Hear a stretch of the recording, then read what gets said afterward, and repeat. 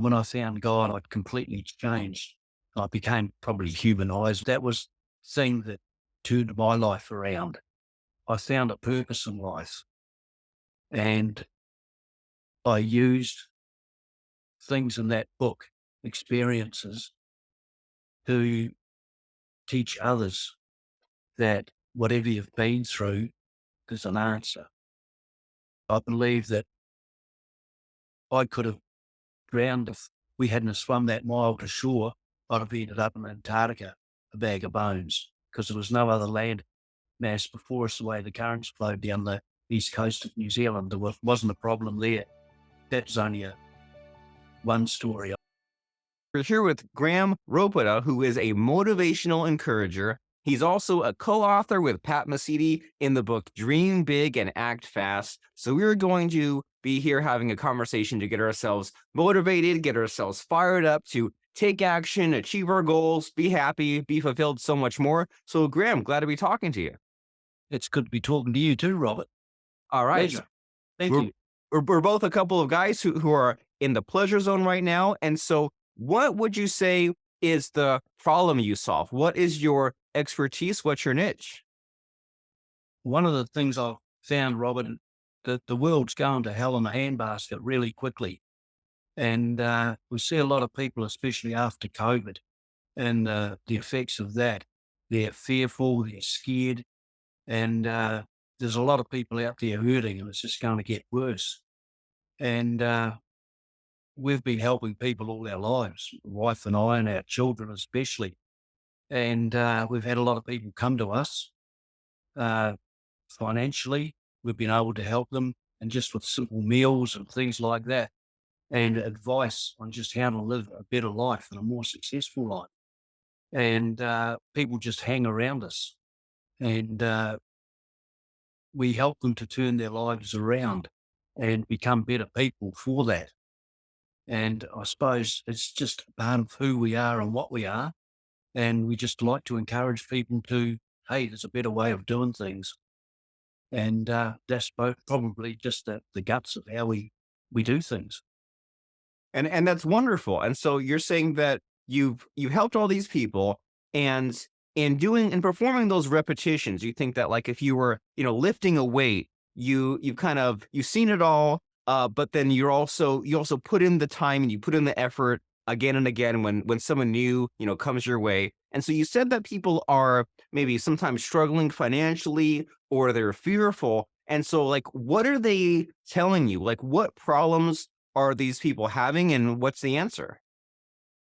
Well, for an example, my wife went over to the supermarket yesterday just to grab a couple of things. I think she came back about 3 hours later, and she ran into people she used to work with and a couple of other people that heard different stories about myself and that, and they were all wrong. Uh, just false stories that have been out there that because I've been in hospital having surgery recently, and they'd heard different stories that I'd almost died and all that. And she put them at rest. And uh, I suppose the things that we do, we're street smart. We're not educated smart, but we're educated in the way of living. And that makes a lot of difference. And we find out that a lot of educated people, they may have the brains up top, but when it comes to basic living and getting things right, they haven't got a clue. And we see that all the time.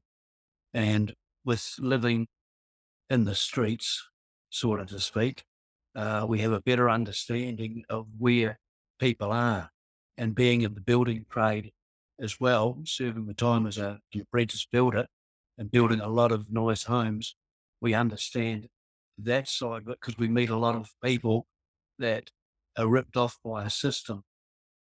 So we know how to build cost effective homes as well for people struggling financially, which especially Australia's in at the moment, they haven't got a clue on the economics of how to do things. So that's something that we're very, very passionate about, is finding people housing.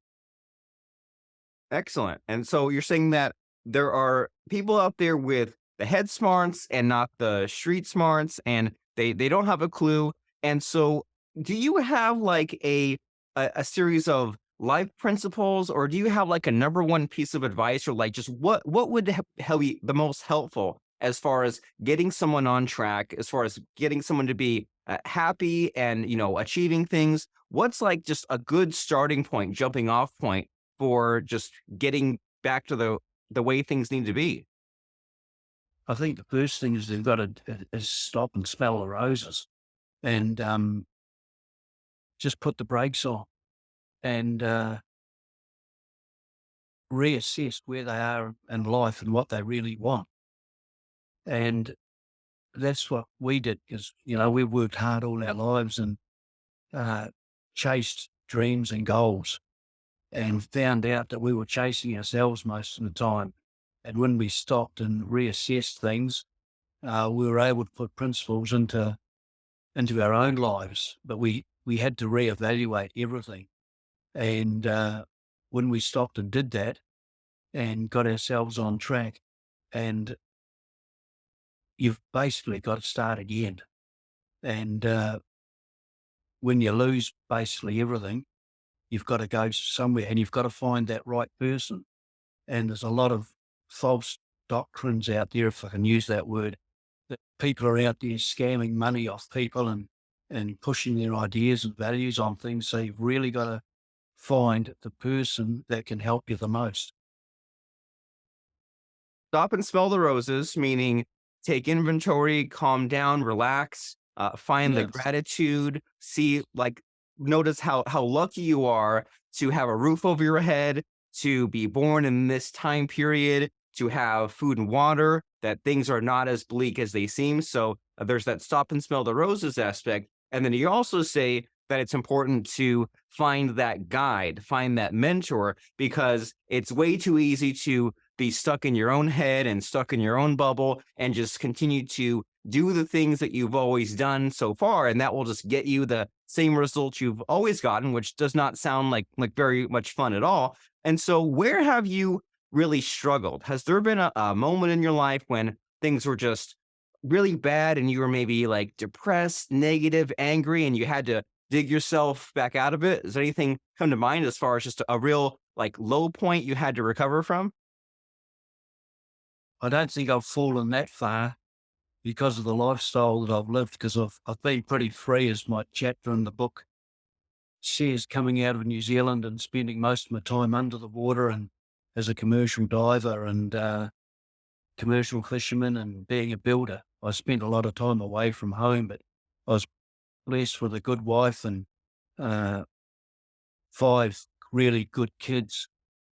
And when I take value of the ethics that I've been able to place into them and see them grow up to be successful in their own right, uh, I see a lot of families just falling apart. They spend all their time playing on their phones and Xboxes or whatever all that technological stuff is now, that the family units just fall in pieces.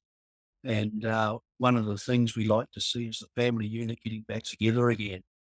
For myself, we were successful in business, and then one day we got a phone call to I'd forgotten to pay a bill for it wasn't even $2,000, and they because we live in Tasmania, they'd sent bill to a court in Melbourne, and they declared me bankrupt, and I lost everything over a couple of $1,000, and they just took us to the cleaners, and that was pretty tough.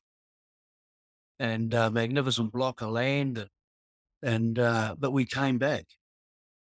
And we did that because we'd just given our hearts to God, and we didn't know much about this sort of stuff either. And that was a whole new learning curve, but we had to put our faith in something, and we've clawed our way back up to where we are today. Amazing. And so to kind of digest what you said, you're saying that with your relationships in general, right? There's familiar relationships, but there are many other types of relationships. You're saying be present. Don't just be on your phone all the time, because you're not actually, like, you may physically be there, but you're not mentally there. So you're saying to actually be aware and communicate and appreciate those people that are around you, your family, your spouse, your children, anyone else. So that way you're actually being part of the present moment. And you're also saying that it's really important to have that faith because there are times when you just have bad luck in general and you get tested and you have these setbacks and you have the kind of have the choice to give up and do nothing or to say, well, I'll claw my way back because I'm moving forward with my life. And so you have your wife and these 5 kids, and I imagine that there might have been maybe some stress at some point, right? Like some kind of conflict, or maybe you've been tested in that way. And as far as the keeping your family together, do you have any advice as far as something that you've done right? Like if someone says, my relationships with my kids are struggling or my marriage is struggling, what would you say to someone to just to make sure that they do it right? Love them. Love's gone right out of the world nowadays. And one thing that we're very, very strong is love in the family unit. You know, if you've got a daughter, take her out, uh, have a chat with her, take her out for a drink, take her out for a meal, and just spend some bonding time with them. And the same with your children. Like our children are around us all the time, even though a couple of them live in the state. Our family's close. Our son just came back with his 2 children from seeing our daughter in Queensland for 6 days. He arrived back yesterday, and that they hadn't seen each other for 12 months. And that's the bond that they have between each other because they're so close, and that's the love that they have for each other. And that's, you take that love out of the family, you can't get love out of a phone. You go to a restaurant and people just sit there and they're playing on their phones. The communication barrier has been broken down because of all this technology and stuff that they're throwing at us. And you see kids sitting in their lounge rooms and that, all they're doing is playing on their phones. They're not outside playing like they used to be. And that's a changing world. And we've got to get back to some basic stuff. And, like kids playing in the park and going out enjoying themselves with mum and dad, going to the beach and things like that and enjoying themselves. I love that. Going back to basics, the just those simple things like being present, going out to eat for a meal, going to the beach, going to the park, just being there, the gift of you just physically being in the present moment. And you're making me think that, back when I was a teenager, if one of my parents like did something nice or said something nice, I would make it too complicated in my mind, right? If they gave me a compliment, I would think, well, what's my dad's ulterior motive for this? Or am I allowed to really appreciate what they're saying? And as I get older, I'm tapping more into what you're saying of just, it doesn't have to be so complicated. It can just be simple. Just be there for them. Just say a Yeah. nice thing. Yeah. Just be a nice person and don't overthink it. It can be simple if you let it.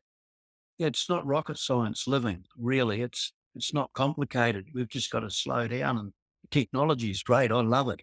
But there's a place for everything in life that we've got to live life to the fullest to appreciate the technology and use it as it's required in our life. And Yes. it's like we're living in a great time, but we're listening to all these other ones that are trying to confuse us and confound us with all their garbage that's going on in the world. And we're getting hoodwinked by do-gooders. But we won't go down that track, will we? Well, no, but we'll be more positive because it's easy to We'll go be down a positive. path and then you're stuck in all this negativity. And, you're making me think that in this day and age, it's really important to figure out your filter because Mm. decades ago, you would turn on the TV and there would only be a few channels and that was just what was on. And you could just see what was there and believe everything you saw. You could open the newspaper and there was only a few pages and that was 100% of your information. But nowadays, you can do a Google search and there's millions of results. You can on YouTube, there's so many things to click on. And if you believe everything, you'll go down a rabbit hole and you'll drive yourself crazy. And so there's definitely that need to figure out your filter in many ways of like, well, are you going to let the negativity get to you? Or will you let the disinformation get to you? If will you learn all these things that will not serve you, that will not help you, or will you do things that can improve your life. And so, you mentioned that you and your wife help a lot of people. And so, do any stories come to mind about like someone specific who came to you with kind of a really pressing problem? And I mean, do you feel like sharing a story about like one of these kind of random people that you've helped along the way? Oh gosh, there's so many of them, Robert. We could write a book on them just on those, but a lot of them is all personal stuff, and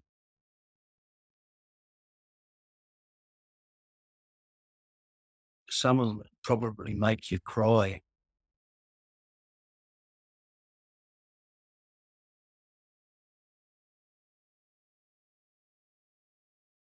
When I was in hospital a couple of days ago getting this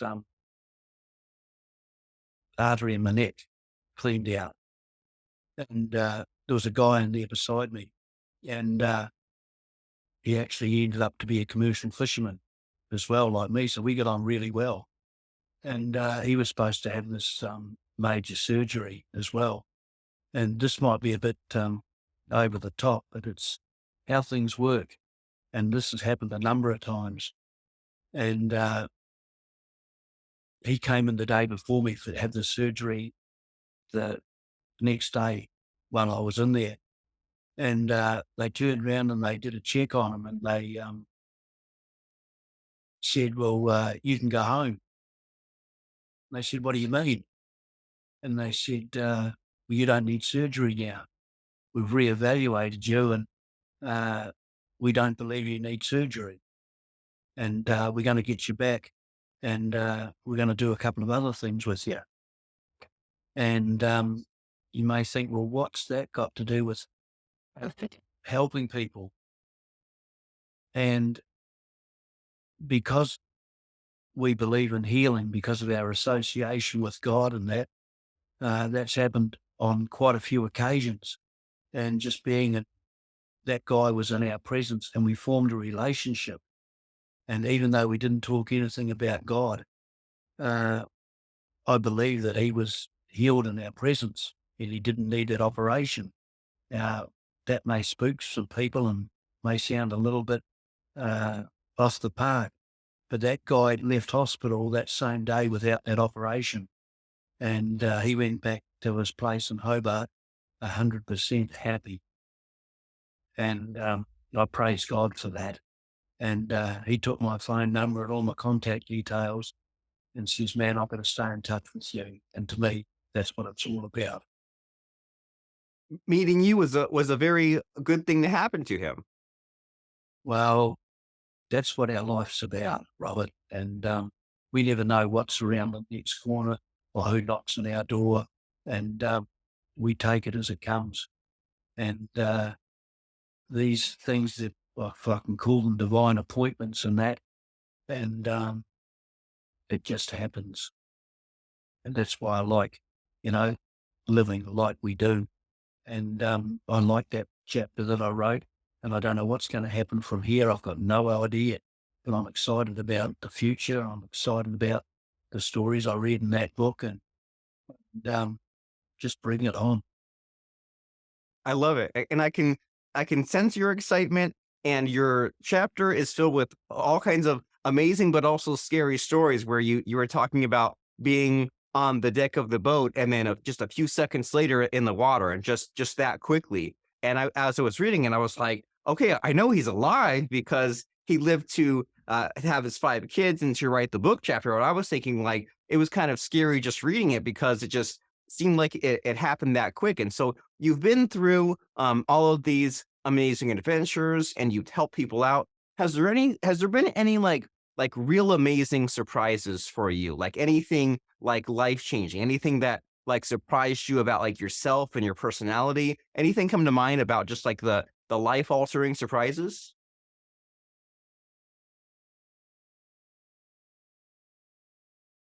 The one thing that changed me from what I was, because I was pretty rough, uh, living in the meat works for 10 years, I actually wrote a quality assurance manual, which I voted one of the best in Australia for cutting up beef and all that.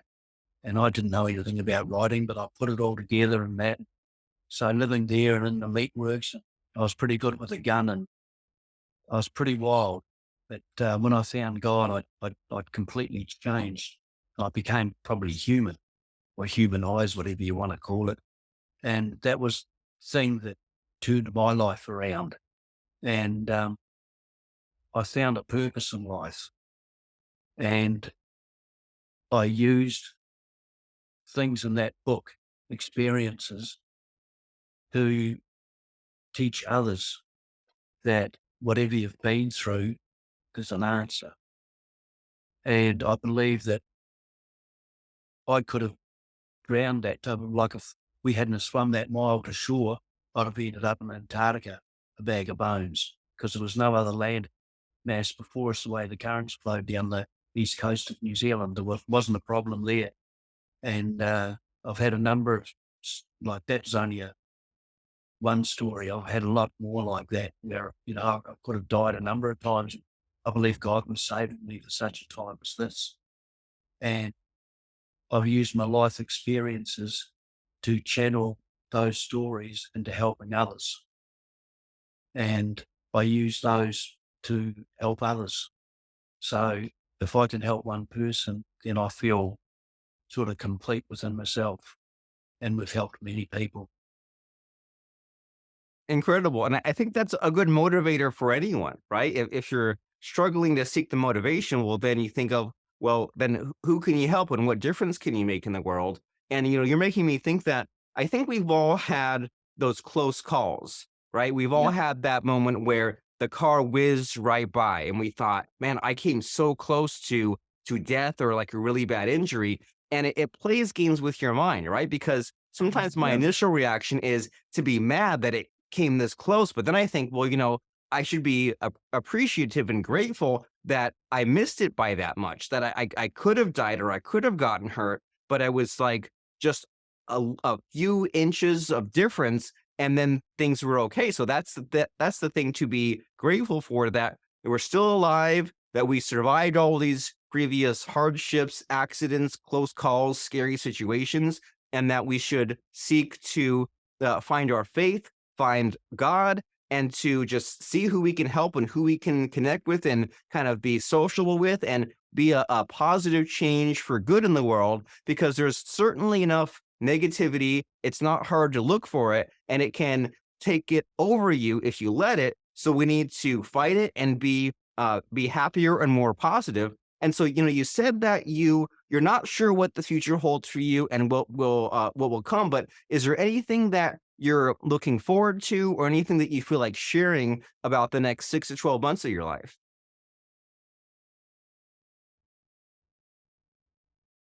One of the things that's really on my heart is to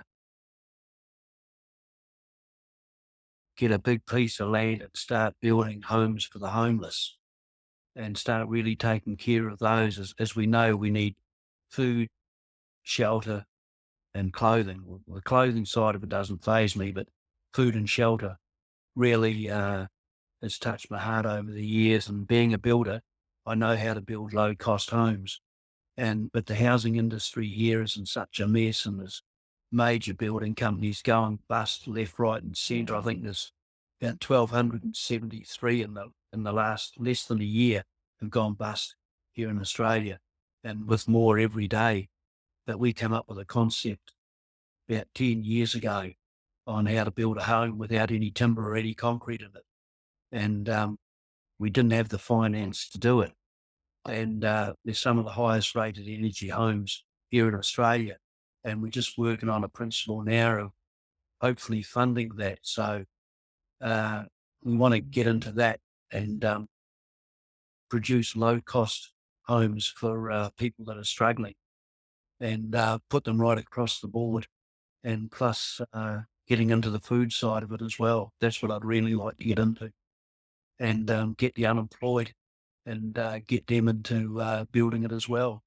uh, self-fund them and getting them and to build up their own self-image a bit and, show them that they are worthy.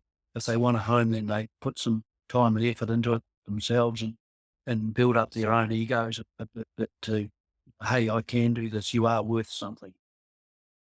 That's a basic guide.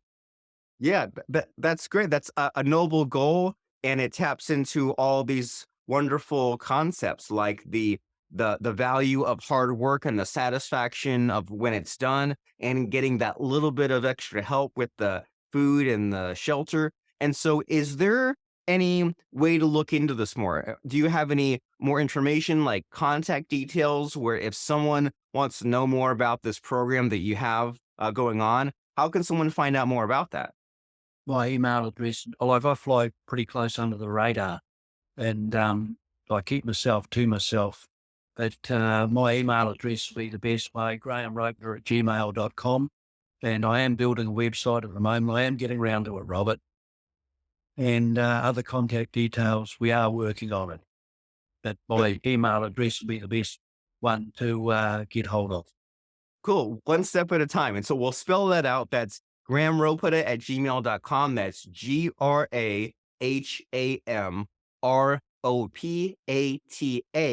at gmail.com. Grahamropata@gmail.com. So, Graham, we've had just this conversation that's bounced around in all these different areas. Do you have anything you feel like we either left out of the conversation, you feel like sneaking in at the last second, or do you feel like, is there something that's like a lasting, profound message that can really tie this all together? Anything come to mind as far as just something to really stick in people's minds?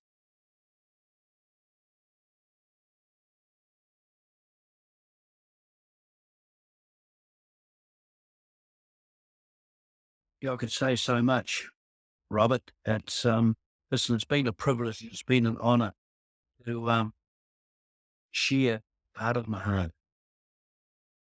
And I think the one thing that I would say right now would be, don't be afraid of what's happening right now or what's about to happen.